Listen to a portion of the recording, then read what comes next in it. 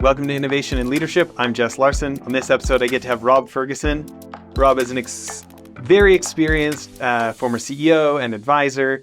He ran a $300 million public company, a $100 million family-owned company. Nowadays, he does a lot of exit planning and helping kind of business-first family businesses in their transitions and a lot of other interesting things. Rob, thanks for doing this. Yeah, nice to be here with you, Jess. Thanks for having me. So I was interested in this for a few reasons. I really want to know about your time, doing turnarounds and growing businesses a lot, as well as I'm very interested in the exit business. I mean, most founders and investment fund managers who I get to hang out with, like this is there's two things that are really important: raising the money and then selling the business or taking it public, right? And getting that outcome on a private business. So I started my real career, I started 20-something years ago on an M&A team for Citi. Okay. Trying to talk, sub $500 million a year companies into letting us sell their business. And we'd get a bunch of PE firms and potential buyers. And my job was to call the CEO and say, like, are you going to give this business to the kids? Do you want to sell part now and take a second bite of the apple after the PE fund grows it? What do you want to do? And just hear what they're thinking after 30 years around this company. And you're doing that on like a whole level above where I was. So I'm excited to talk about it. So why don't we start with your firm and what you've been doing for the last decade? Yep. So we're Ferguson Alliance. We're a boutique advisory firm. We work with the upper end of the small market, the lower end of the middle market, depending upon how you define it. We like to define it a company with 50 to 1,000 employees, maybe 50 to 500 million in annual revenue. Those are kind of generalizations of the types of businesses we work with. And we help them really increase their prosperity and their longevity. Yeah. Well, I really want to talk about it, but I kind of want to talk about the career that led up to this. Okay. Can you talk a little bit about becoming a CEO for the first time? Yeah, I sure can. I was very young when I became the CEO. When I say very young, I was, I think, in my 40s. I had a pretty fast career in my late 20s through late 30s inside of Weyerhaeuser. Got some great training there and was part of a management buyout of a small little division that Weyerhaeuser was divesting. And that's where I cut my teeth on M&A. And I was actually recently married and didn't have any money. And so I went to my father-in-law and asked him for his entire pension plan so I could participate in this leverage management buyout. He didn't know what I was talking about. I honestly didn't know what I was talking about. He wrote me the big check and I put it in. And I don't know if I would have done that for my son-in-law, but he did it. And it really worked out really great. 4 years later, it made me feel really good to give him his check back with little interest on top. So it worked out really well. We grew that business, and I think my experiences were really all very practical. Learning how to do acquisitions. We failed on a couple, so those were some very helpful lessons. We did really well on a couple. Those were good lessons, but as I look back on it, the better lessons for me were our missteps and our failures. And this was going back in the 80s and 90s, and I have to be honest with myself. I could have fallen off a log and made money. Those are some easy years to make money and good returns. And then as we entered into the 2000s, it got a lot more challenging. So anyway, that was my take on growing a business, raising funds, raising private funds through private equity, raising public funds through the public equity markets, raising debt, private debt and public debt. I did all of that. And it was a great education. I don't know where else I would have gotten that kind of an education. And that was my first tenure as a CEO. Yeah. How much do you think you raised altogether across the different formats? Let's see. It was probably to um 350 million, somewhere in that neighborhood. Yeah. Um, and what do you think the valuation of the company got to, market cap wise or whatever? Well, we probably got up to in the day maybe 400 million. Okay. It was a struggle. That in the That's when we got to the 2000s. We finally I left as a CEO in 2003, I think. I'm trying to remember. No, that's incorrect. 2007 is when I left, and then I went into the family business, which was a whole nother story. So my story on my first CEO was growing a business, and then the CEO position I went into the family business was turning it around. So two different Yeah. skill sets. On the public company side, raising money is something that is eternally interesting to founders and CEOs and even investment fund managers who need to get their next LP. What's a piece of advice that you have across those years and learning how to bring in 350 million? Well, for me, what I learned is it's not so much about how much you know about your business. It's more about how your how your business is going to return profit to the investors. I think that was a big mistake that I had made early on. Is I grew up, the business was part of me. I I grew up in the business for all practical sake, and I didn't know why nobody would not love the business as much as I loved the business. I had a great vision, a wonderful management team, terrific employees. All of those features of a high performing business were there, very profitable. Um, but what I didn't understand was what's in the odds are of the investors, whether it was equity or debt. And I learned that, and it took me a while to learn that. Once I learned that, then I was able to recalibrate how I communicated and what I focused on as a CEO.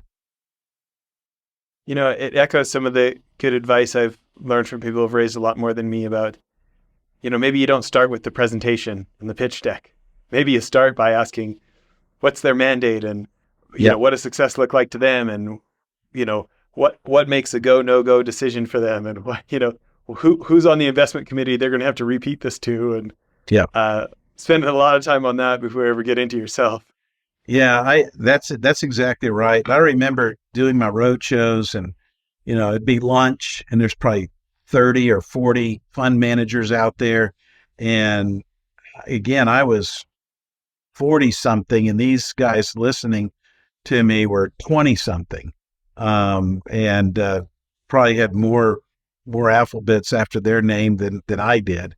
And I don't know. I had to learn how to relate to that audience, and I did exactly that. I quit just doing the presentation and trying to make sure I understood who the audience was, what they were looking for, and whether or not we were going to be a fit. I think that was the other thing is we're not a fit. We were not a fit for everybody.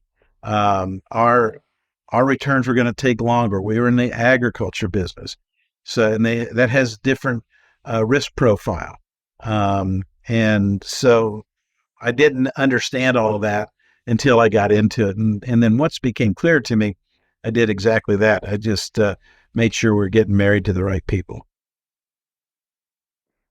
Yeah, it's interesting.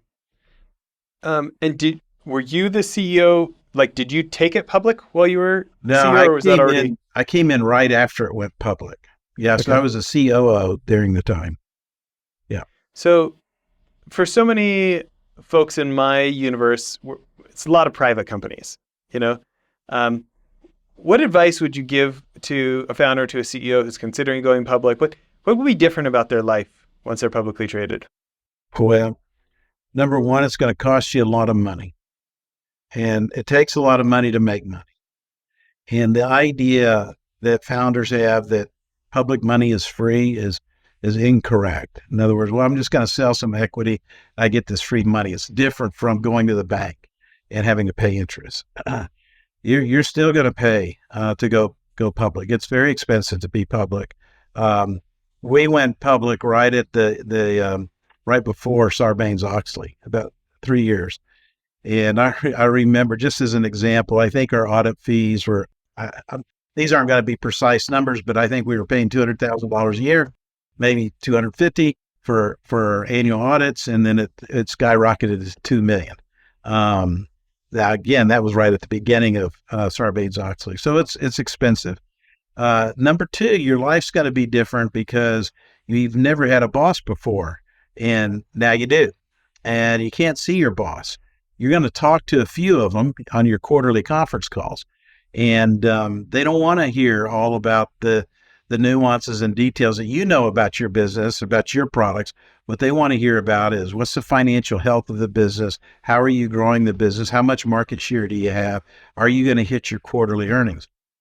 So moving from a family private business, that most family private businesses have a very long-term horizon.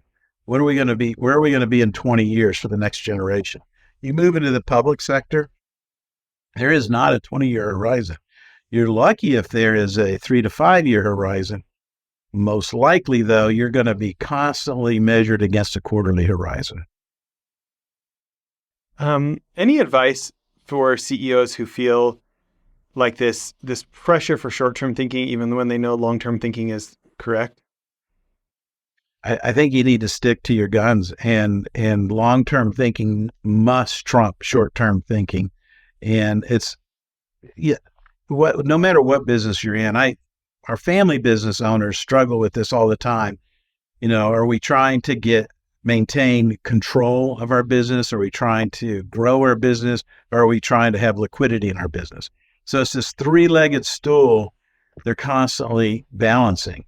And so when you enter into the public sector, it's all about growing the business, and not so much control of the business or the ownership. And so that's a different way of thinking, and you'll have to change your mind around that. I would also say private family businesses should not consider it until they're much larger than what we were. We were a private equity sponsored company that went public. We were traded very thinly, and it was just not in my opinion, it was not the right strategy to go forward. And again, at the time, I wasn't the CEO, I was the COO.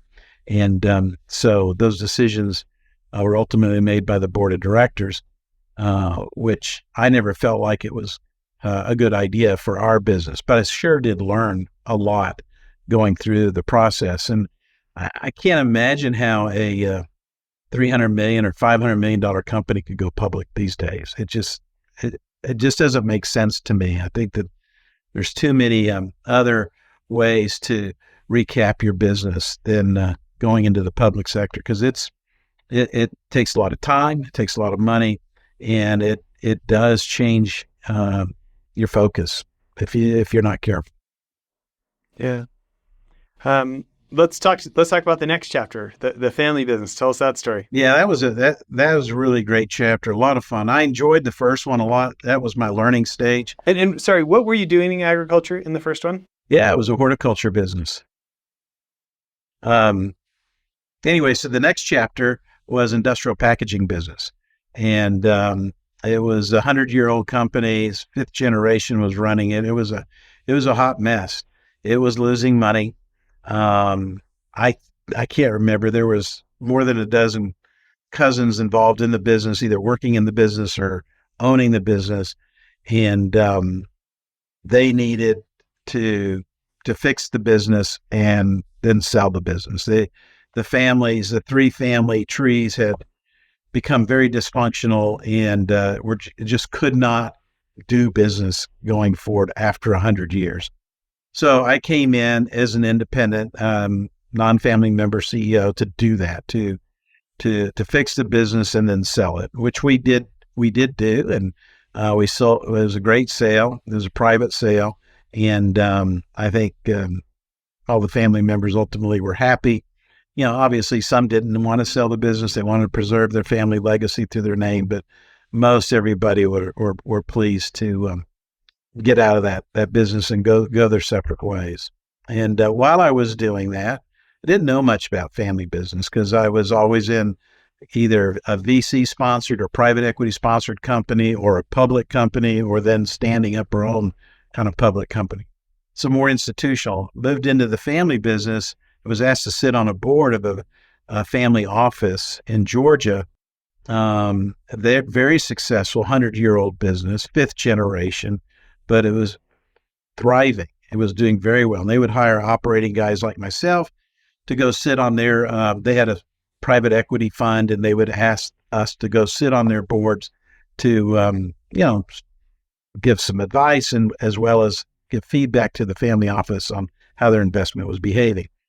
From there, I learned a lot about family businesses. I learned about succession. I learned about training family beneficiaries, expectations that the family members had on one another.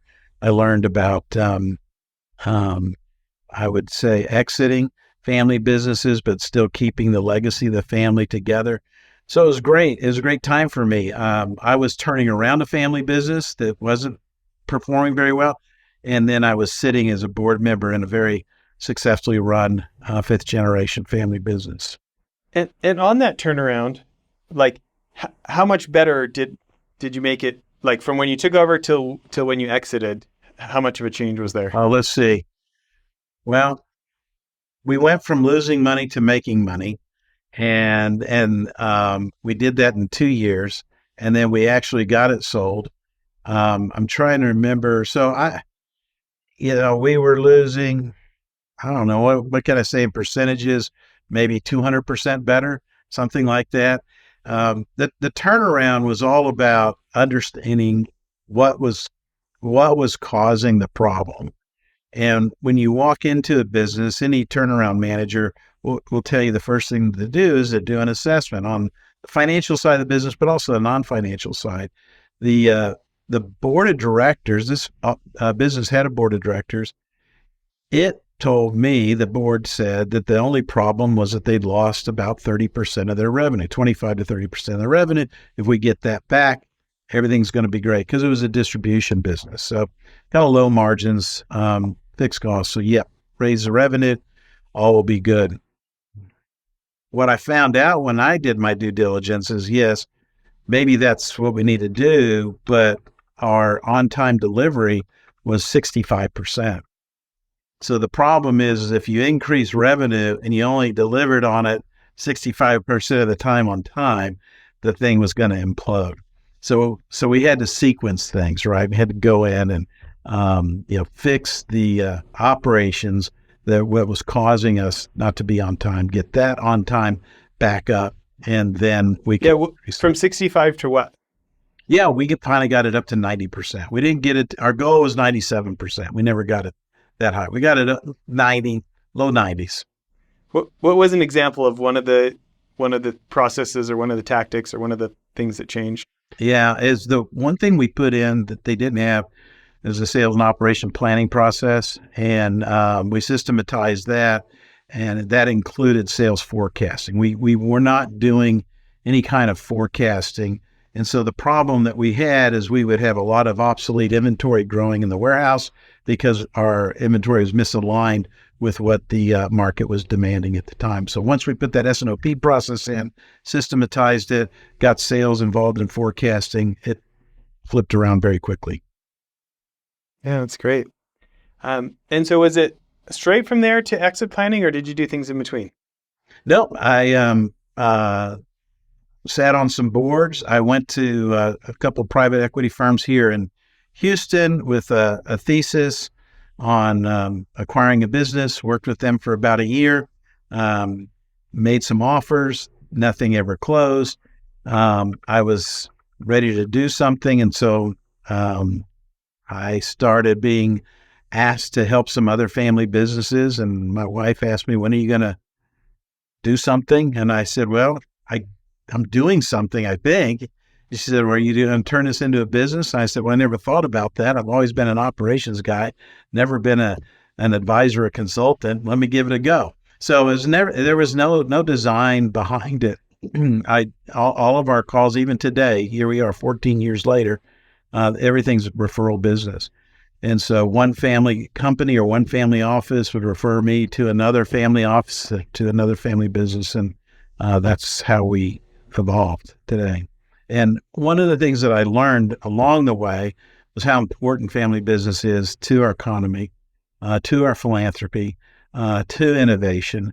And so that really motivated me because I was now moving into my late 50s and wanted to be more purposeful and have a bigger impact, so to speak, at least in a little small corner of the world.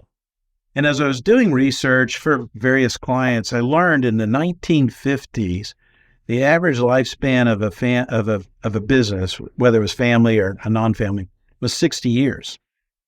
But then when we get to modern times, the average lifespan of a family business, we now track it separately, is 24 years. So it went from 60 to 24.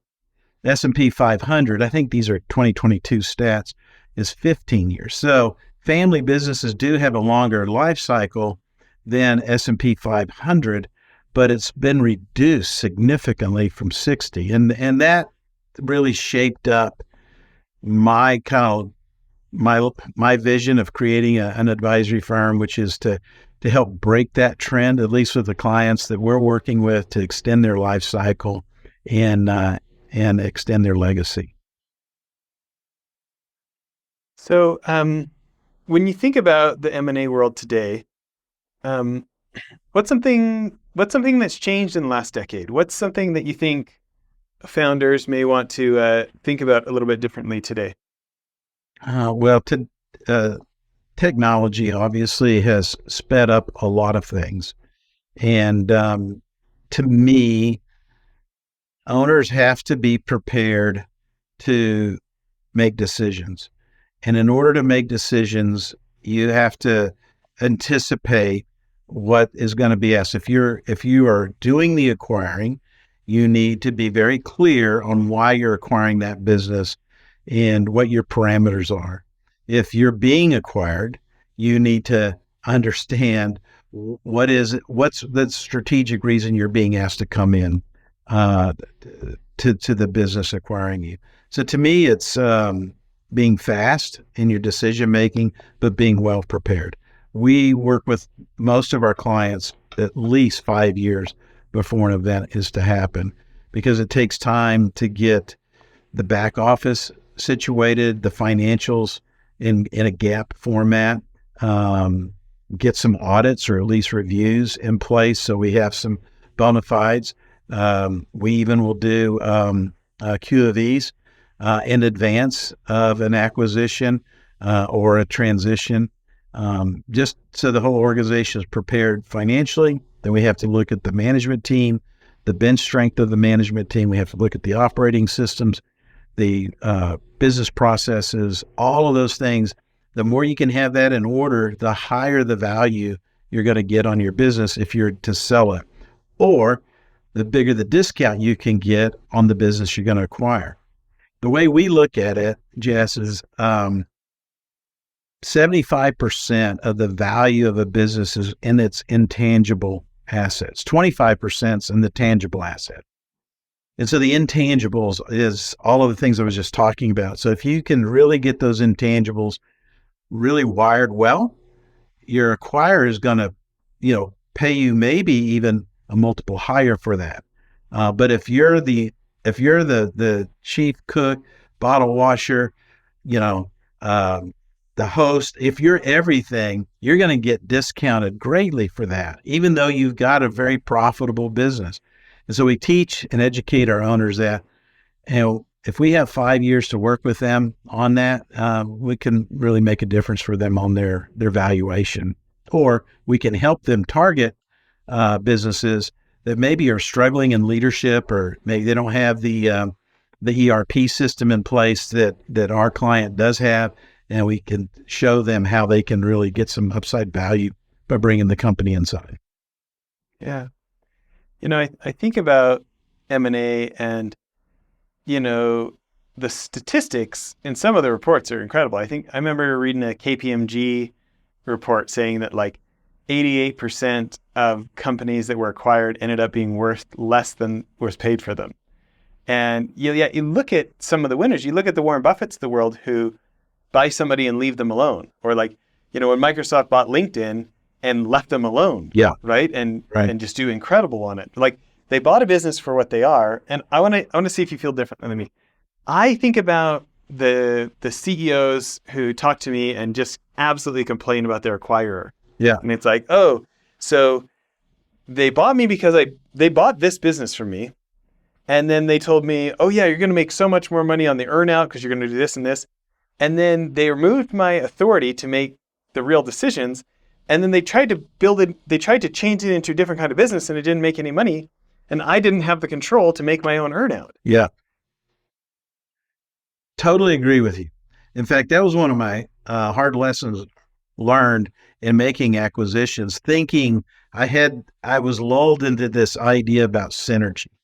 And that word has, I think that's a tough word to hang your hat on when you're as a reason to make an acquisition.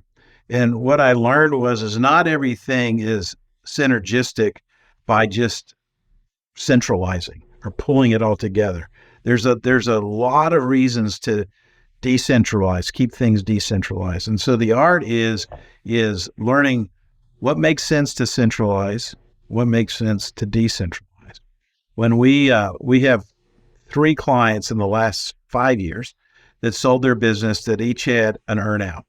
And as we helped them negotiate their agreements, we made sure that they had full operating authority on that earnout.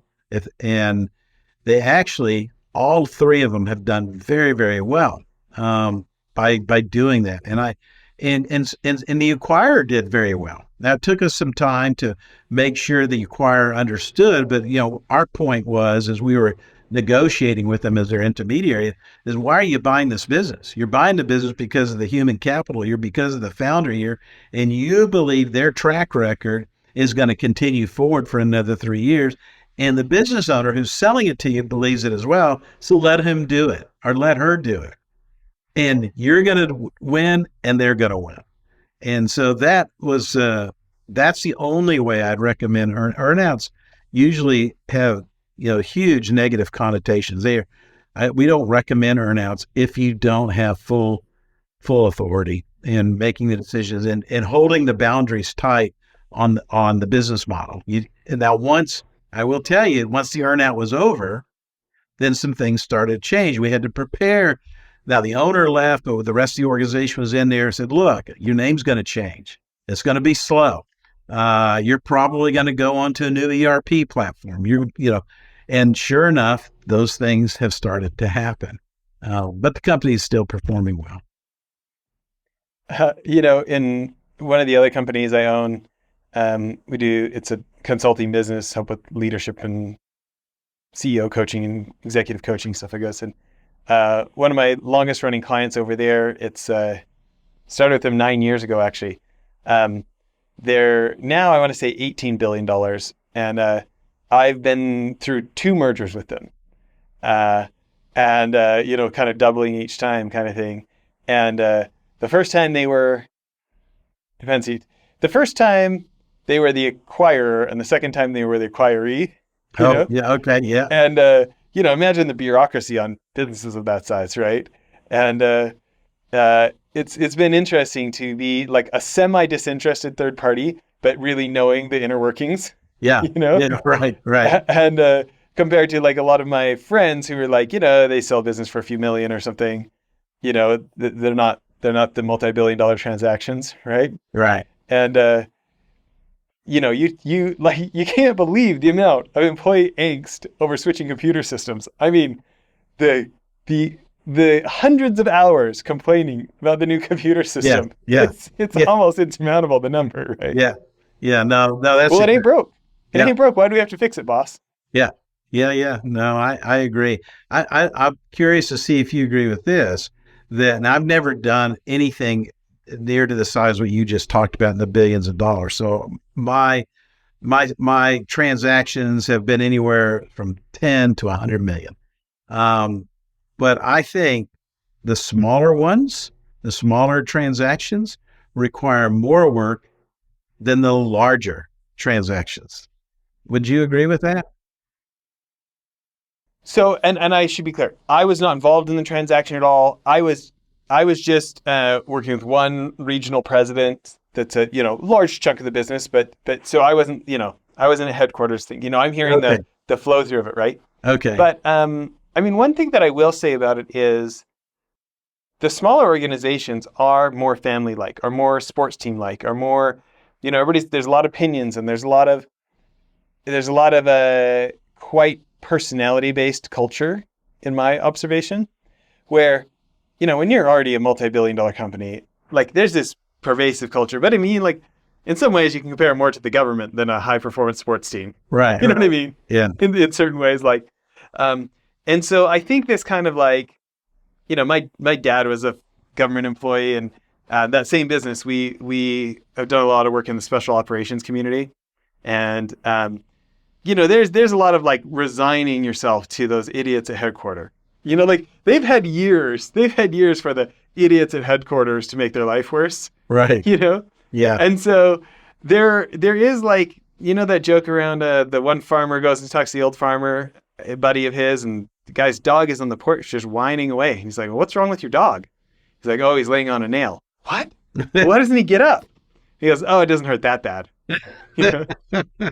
This is like some of the more larger bureaucratic, and don't get me wrong, there's some attrition and there's some people that needed to go, and some, but like some of it is like, oh, everybody's whining. Why didn't they do something about it? Oh, it doesn't hurt that bad. Yeah. Right. Where the smaller operation, when people had like a lot of control and like, the culture difference of a small organization, especially getting absorbed into quite a large organization, that can kind of be like oil and water a little. Of like, hey, we got a bunch of hardcore entrepreneurs who move fast and make decisions, and they're generalists who can do this and this, and all of a sudden you're in this big organization that's got slow-moving folks, but they've got all those things you used to do. Now there's 6 specialists who each one of those 6 are better than you at the 6 things you used to do. So there's and there's just mindsets, right? Yeah. Like some people are here to punch a clock and have money at their job. Yeah. And people in the fast-growing startup, they were like on a mission, like they were on a cause, like they needed to pay the rent. Yeah. Like they were there to change the world. And Yeah. now they're part of this big bureaucracy, and their coworkers, are maybe a bit more a bunch of clock punchers, right? Yeah. It's all around change management, I think. And what's interesting, your analogy, I think in the bigger corporations, because there are so many people, there's so much redundancy that they become accustomed maybe to change, and it's more institutionalized. And whereas when you're in a scrappy family business and you're on mission and your formula is really, really working, and then all of a sudden change occurs, like a new ERP system, well, then it's really hard to get that smaller business to transition themselves to that change. The change is inevitable. It's external to them, but how do they themselves lead themselves to that change? That's where I think it's the real effort. Yeah, my observation too is the large organizations are much more patient about about the change taking place. Yeah. I think they started whining about the computer system change for a good 18 months before it even started. Yes. Mm-hmm. You know what I mean? And then it was like, another year or two. Yeah. And it was mostly over. I mean, like it's like 3-4 years in, there's still like some legacy to the others. When like you're a small organization, you get bought by somebody big, like the axe drops and the old way is over. And you have no additional resources really to onboard to the new system. You have to keep doing your job while learning a new system, versus in the large organizations, they can kind of bring it along.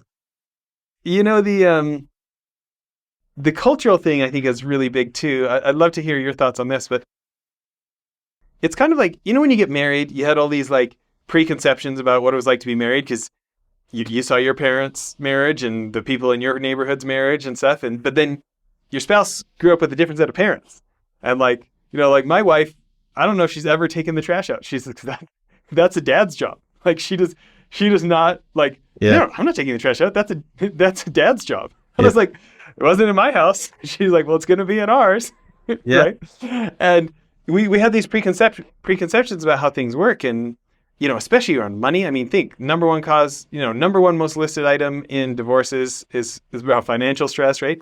And it's like, there's so many things that you don't even know that you're thinking differently about it because you're taking it so for granted. Yeah. I remember in some integration sessions I was leading with senior leaders, saying like, if you guys don't talk about this stuff, there's going to be so much friction. Like for instance, let's talk about one item. I know for a fact in one, you guys are merging some yards, and I know for a fact in one of the companies in this room, if you get caught in a forklift without a seatbelt on, it's on the spot firing.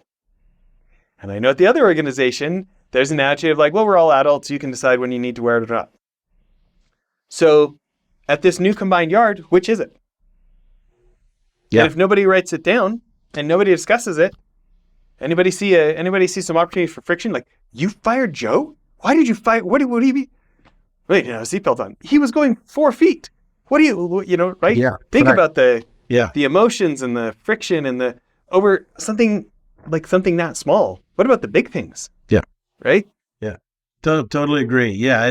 It's, in fact, we think it's the culture that's the biggest break point of any kind of integration.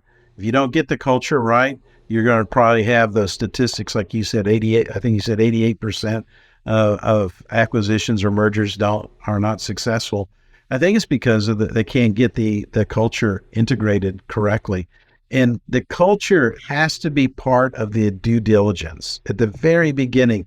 In other words, I used to always ask our due diligence team to be thinking about where are the gaps between their culture and our culture, and can we close them or not? Because I knew down the road in trying to do the integration, if we couldn't close those gaps, if there's too many or the gap is too wide, it was not going to work. And we would probably have to do something different.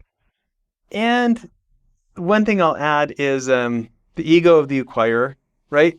Yeah. Like, as the boss, we feel entitled to be allowed to make all the changes we want, I think. And no matter what we said about how we were going to let somebody make their own choice and stuff, we think they're making a mistake. And Yeah. the thing is, they might be. But statistically, they've been running this for how many years at what type of profit margin? I've never run it before. Maybe I should be checking my opinions against my track record before expressing them so vehemently, or saying, well, I'm the boss, you know. And I do think the humility of Warren Buffett to let that awesome CEO keep being an awesome CEO instead of, because he would have people. I mean, he talks about this in shareholder letters and his speeches about CEOs calling up saying, well, can I do this or could I do that? And he's like, you know your business way better than I do. That's why I pay you. Right. Exactly. Yeah. If you're generating more profits than you can reinvest at a high rate of return, that needs to go out to the parent company, because that's my skill set. I can reinvest profits, at a high rate of return. So other than that, like, this is your deal, man. Yeah. It's the right philosophy, right? And why do people love working for him? Yeah. Okay. I want to go for another question. When you think about how many founders or CEOs, like this is their first time at bat, like they're in the major leagues, transaction in the millions and millions, but this is their first time ever doing this. Like, they haven't had any practice rounds. They weren't on an M&A team, right? What's a rookie mistake? What's something they need to watch out for?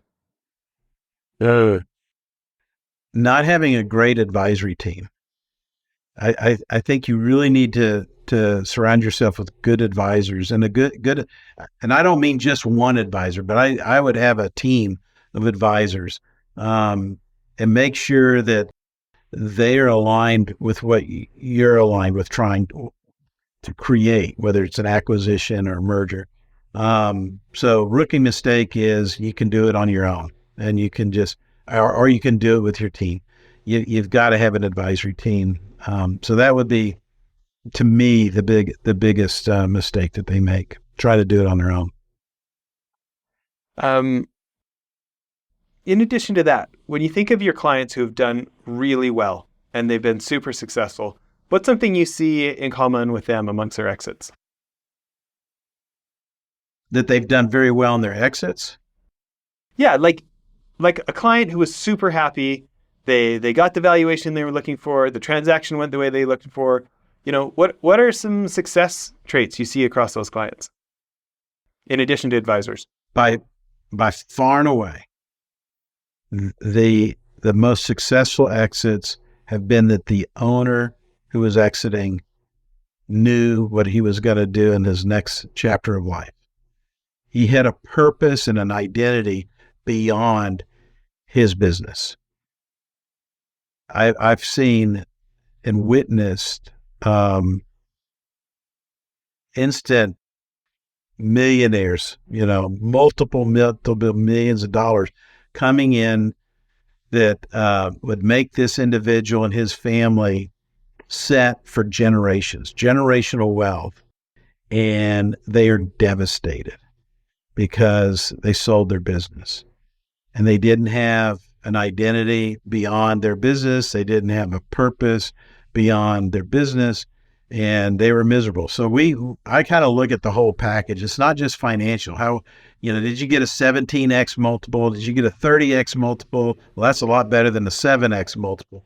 No, I don't think so. I think it's, are you going to be happy after you exit your business? And how do you define happiness? And how does that relate to your prosperity and your legacy? So that's my experience. Any tips? Any tips for helping people plan that they're not going to lose their identity? Yeah, start now. In other words, if you're a business owner today and you've got 10 years, even 15 years before you're going to exit, now's the time to start on that and start thinking about. And, one of the tests that I ask my CEOs to do is go to your wife, go to your children, go to your best friend, go to your neighbor and ask them who you are to them. And I'll guarantee you, they're not going to say, oh, you're CEO of the ABC company. And you do that test, you're going to find out that you're bigger and more than what you created as a business owner. And then that will help you start to be thinking about what you're going to do in your next half of your life after you exit. That would be my tip. Yeah, it's funny. I feel like that's a similar thing for moms when their last kid graduates high school. Yeah. And, there's this, well, now what do I do with myself all day? And some of those kind of questions, right? Yeah, it's exactly the same, I think, because a business owner has many cases that they're first generation business owners, they grew it. If they're second generation, it was their father's or mother's business that they then grew. And so they have this obligation. By the time you get to third generation, you get a little bit detached from the founding generation. And if you're successful in the third generation, you'll probably already have a better idea of what your purpose is going to be after the exit. But the first two generations have a very difficult time with that. Yeah. My wife, our youngest is out in 5 years and she just decided to go back to school. Yeah. And to start thinking about this ahead of time. And she wants to be a therapist and help in the prisons and people who, folks who could use some extra help, and she's getting started now. I think that's the largest. There's two large untapped communities out there in our society today that can contribute a lot more, and that's full-time moms that now are empty nesters and are senior citizens. Senior citizens that retire. I don't know why we all decide that, okay, once you turn 65, you just go out and go away. And I mean, there's so much that senior citizens like myself and others can offer up. And same thing with moms, with empty nesters. I totally agree. my hero in life is my mom's dad, my grandpa Jim Bridge, and I like if I ever grow up, that's who I'm hoping to be like, you know. Yeah. And uh, strong family business. You know, he took over from his father-in-law, who'd taken over from his father in our little farm town and stuff. So, um, uh, anyways, it was sad when he sold the mercantile, you know, because that was kind of our family thing a bit. But great for him, and a big blessing for him and his family. And but it, I guess he's such a hero to me. It really makes me think. I can't stop talking about Warren Buffett this episode, but where Warren Buffett loves really experienced managers and does not have them retire at 65 if they don't want to. And he says it's hard to teach a new dog old tricks. Yeah. Yeah. And I've been lucky enough to have really great mentors who are often, you know, my dad's age or older, and was able to sometimes, not always, humble myself enough to listen to them. And I feel like I did get to skip a lot of hard things Yes. because of them. And, you know, it's actually one of my favorite things about this podcast, you know, is like you're telling me stories from the 80s when I was a punk kid skateboarding around that humans are still humans. Right. Do you know what I mean? It's 30, 40 years later, and things are different, but they're probably more the same than they are different as far as human nature. Yeah. In my I observation. agree with I don't you know what you on, think. on human nature. That's right. I think the thing that's different is things are happening faster, just faster than ever before. And so you have to be a lot more agile and ready to go. And I agree with you on the mentors. I had 3 or 4 very, very solid mentors that helped me. And I try to pay it forward myself and in my mentoring. And I think the best way I can mentor young leaders is by sharing the experiences I've had. And if you've been in business 40 years, you're going to have a lot more experiences than if you've been in business 15 years or 10 years. It's not that I'm smarter intellectually. I'm probably not, but I just have experienced a deal gone bad. I just experienced a $100 million customer walking away. So I know what those things are like, and I know how to be resilient and recover, and that the world isn't going to end. The sun will come up the next day when something tragic like that happens. So I agree. I think experienced mentors are terrific to have in your life, whether you're a business mentor or even maybe a life mentor. Yeah. Well, if people want to find out more about your business or reach out to you, what are the best places? Yeah, the best place, go to our website at ferguson-alliance.com. We got a plethora of information there, a really great resource library all around family businesses. You can also email me at rob@ferguson-alliance.com. That's so great. Well, I appreciate you spending time here today to share your experiences. Yeah, well, thank you, Jess, for having me. I enjoyed the conversation. Yeah. Well, bye, everyone, and thank you for listening.